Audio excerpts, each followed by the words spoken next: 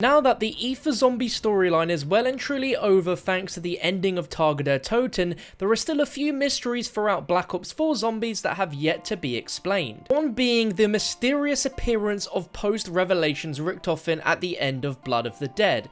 Where on earth did he come from? Why was he there? And what role did he play? Well, all is finally revealed, and it is going to blow your mind knowing what role he played. If you enjoyed this video, feel free to leave a like rating, and let's jump right in. So to explain where this Post Revelations Richtofen comes from, we have to explain the breaking of the cycle, which takes place during the Great War with the Primus crew when they are teleported back in time from the ending of Revelations. During Primus's fight in the Great War, they saved a man who was attacked by one of the great beasts, who holds him within its grasp and is about to end his life before saved by a man in cloth wielding a staff of fire. This person was Post Revelations Richtofen, who explained to the man, who we now know was Pablo Marinus, he was angry and frustrated and mentioned a man named Dr. Monty to blame. Believed following Monty's plan would lead them to secure a better tomorrow, but this was a lie. Coming to the Great War did not break the cycle, it was merely the end of their loop, where Primus would die there and be reborn, and end up in northern France, continuing this never-ending loop. Also explains that Dr. Monty is not inherently evil, he's trying to save the multiverse the safest way he knows how, by forcing them into this cycle. The story will never end, whilst also his universe and his existence would be guaranteed. At the end of the day, Dr. Monty just wanted to survive. He did not want to risk his own annihilation. Post Revelations Richtofen realized that if he's doomed to meet Pablo here again and again until the end of existence, perhaps there is something that he can do to change that. This is where Pablo helps Richtofen break the cycle. Near the end of the Great War, when all hope is nearly lost, Pablo Marinus protects Richtofen while he activates a device, a teleportation mechanism. Pablo holds back the undead while he powers it up and gives Richtofen the moment he needs to escape his fate. Just before disappearing, Pablo asks Richtofen where will he go, and he says there is a prison that he must travel to. Hopefully he can intercept our friends before it is too late. And before he leaves, Pablo gives Richtofen the elemental gem from the Staff of Fire. He had seen it used to vanquish great evil once before, and it saved Pablo's life. Perhaps it will serve Richtofen well on his new path. And from that moment onwards, opening that teleportation mechanism teleported Richtofen into 1940s Alcatraz in a cryogenic pod, and awoken at the exact moment that he needed to intercept the Primus crew to save them and break the cycle. That's where Post Revelations Richtofen came from, and explains why the ending happens the way it did. We were never going to see the other Post Revelations characters because they had all died. Richtofen took fate into his own hands to change the cycle by leaving the Great War and trying to intercept his characters at one important point in time so that the cycle could be broken. And once you know that, that completely blows your mind in the storyline of how that's come to be. And as we now know from completing the Tage der Toten Easter egg, we actually send Pablo Marinus into a cycle in his own way. All the mentions over the years in the zombie storyline of dreams he's had where he's in the Great War, where he's in Der Eisendrache, Pablo is one of the key founding characters into the cycle working the way it does. That's why he ends up trapped in the lighthouse as the cycle works alongside him. He's trapped in the lighthouse with the plans for the Agarthan device. The victors building the Agarthan device is how he gets to the Great War. By getting to the Great War, he is saved by Post Revelations Richtofen, who then with Pablo's help protects Richtofen whilst he creates a teleportation device to take him to Blood of the Dead to break the cycle. Continuing on from there, Post Revelations Richtofen hands the Chronorium to Nikolai, and upon reading it realizes that the only way that this can be fixed is through the sacrifice of everyone. This is something so big and so grand that Primus Richtofen simply could not go through with it. In the Blood of the Dead intro, he was in disbelief at what the Chronorium was telling him now that the cycle is broken and things have changed. But even his own sacrifice wasn't enough, as the only way to end the torment and madness is for both Primus and Ultimus to die. And mentioned in a Samantha whisper on Target Toten, she mentions that every character is connected to the Aether. Their souls are linked, interwoven and intertwined. If the universe was held together by tape and bits of string, the characters are that string. In Target Toten, we learned through radios that Richtofen was the one who forged the elemental shard. And the only way to forge the elemental shard was to use the souls from 4 humans, which he used as 4 test subjects: Ultimus Takio, Ultimus Dempsey, Ultimus Nikolai, and Pablo Marinus. Samantha describes this process as binding their souls to the Aether, all versions collected, linked together through the infinite, which are now one. They give each other life, and the fate of one is tied to the other. In order for the Aether to have kept existing, it knows it must keep these characters alive.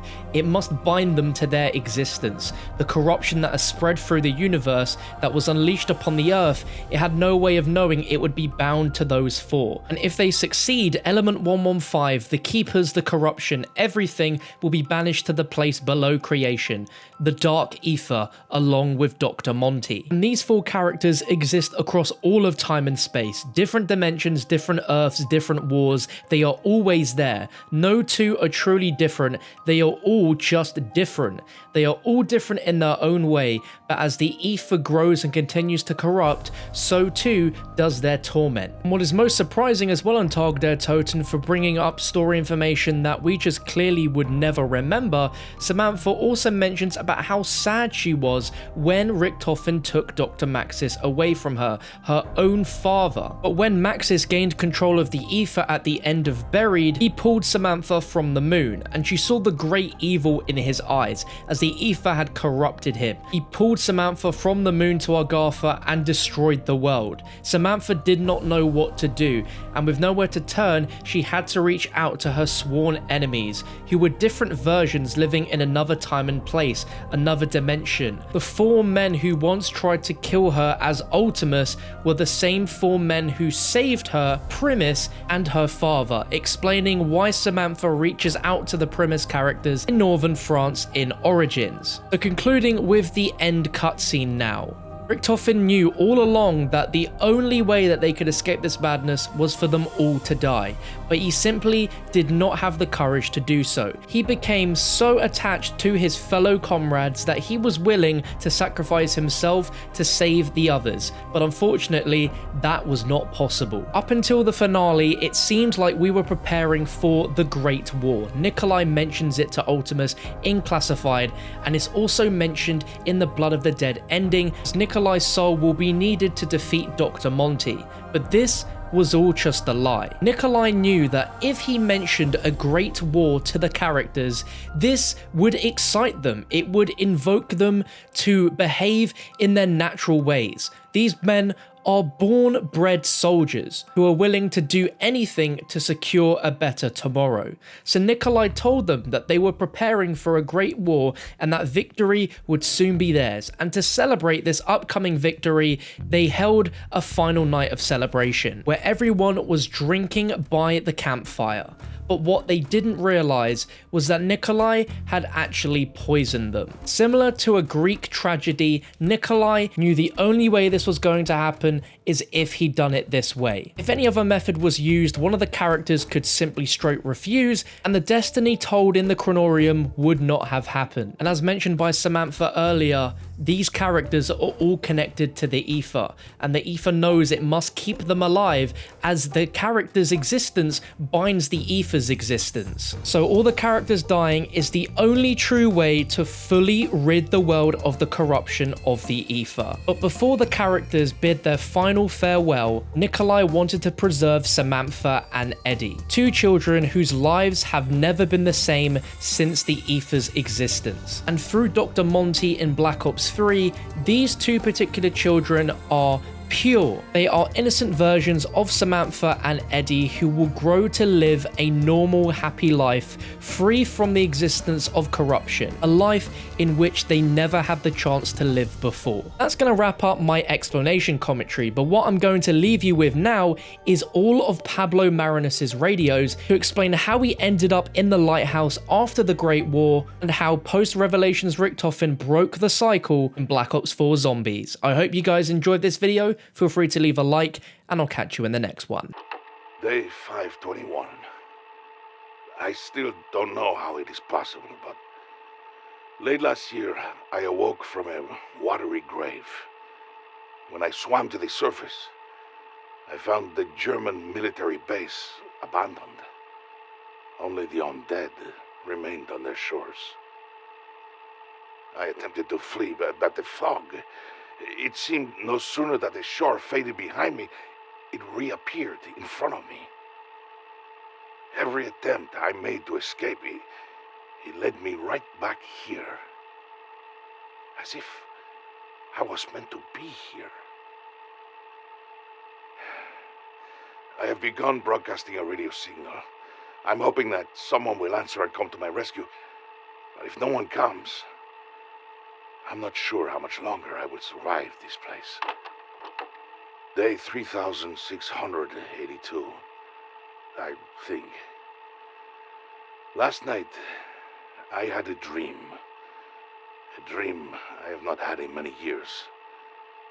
Like the ones I used to have at the Eisendrache.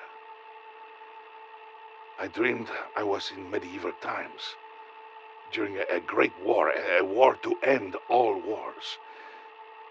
In this dream, I am attacked by one of the great beasts. It holds me within its grasp, about to end my life, when I am saved, spared by a man in cloth, not a priest, someone more powerful. He wields a staff of fire. I see 4 heroes stand atop of a mound. The 4 raise their staffs in unison, and suddenly the knights know the war is not lost. I rejoin the fight, and fight alongside my king. For years I had dreamed of this war. I wonder, perhaps the Germans' experiments warped my brain, my sense of space and time. He thought I died, but it was only that my mind had transformed. I have been here 10 years. No one has responded to my radio message. Is there no one out there? Am I even on Earth? Or am I caught somewhere in between? Every time I try to escape, my raft always brings me back. This place is my prison. But is it a prison? Perhaps it is more like a waiting room, a purgatory of sorts. Perhaps my dreams are much more. Perhaps they are visions of what is to come. And perhaps it is here I must wait for what is to come. They will come for me. In my dreams of this great war, I meet a German doctor. Oddly, he reminds me of the man who once tormented me, but his face is different. When I meet him, he is angry and frustrated. He mentions a man named Dr. Monty, saying he is to blame. This German doctor, he says he believed following Monty's plan would lead them to secure a better tomorrow. This was a lie, he says. This Dr. Monty, he sent the 4 to the Great War. It was at this moment the German doctor said he realized the truth. Coming to the Great War did not break the cycle. It was merely the end of their loop. We will die here, he says. Then we will be reborn again. And when it is time, we will meet once more in northern France, continuing this never-ending loop. I wonder, he says, how many times have I been to the Great War? How many times have I perpetuated this endless cycle? I'm tired, he says. I have been trying so very hard to do the right thing. But for all his efforts, he had only fulfilled the prophecy of this cycle. He and Dr. Monty had forged the endless loop. This doctor, he tells me one more thing. He tells me he realizes that Dr. Monty is not inherently evil. Dr. Monty, he says, is trying to save the multiverse the safest way he knows how. By forcing us into this cycle, our story will never end. But also, his universe and his existence will be guaranteed. I can't blame him, he says. Dr. Monty is much like you and me. He just wants to survive. He doesn't want to risk his own annihilation. I tell him, well, if we are doomed to meet here again and again until the end of existence, perhaps there is something we can do to change that. He looks at me with a smile and says, I think you are right, old friend. Day 4721. I think I understand. I know why I am here, why I am trapped on this rock, why I have these dreams, these visions, why I must get to this great war, and what purpose I am to serve in this cataclysmic event of the ages. I am not being sent just to witness what happened, but it is I who helps the Doctor break his cycle. Near the end of the Great War, when all hope is nearly lost, I protect him while he activates a device, a teleportation mechanism. I hold back the undead as he powers it up and give him the moment he needs to escape his fate. I ask him, where will you go? He says, there is a prison I must travel to. Hopefully, I can intercept our friends before it is too late. Before he goes, I give him the elemental gem from the Staff of Fire. I had seen it used to vanquish great evil. He once used it to save my life. Perhaps it will serve him well on his new path. This is why I am here. It is no coincidence that I have also been left with the plans for the Agarthan device. That is how I get to the Great War. I'll need some help. But in my visions, I have seen that I will have help soon. For now, I must bide my time. For my time is coming.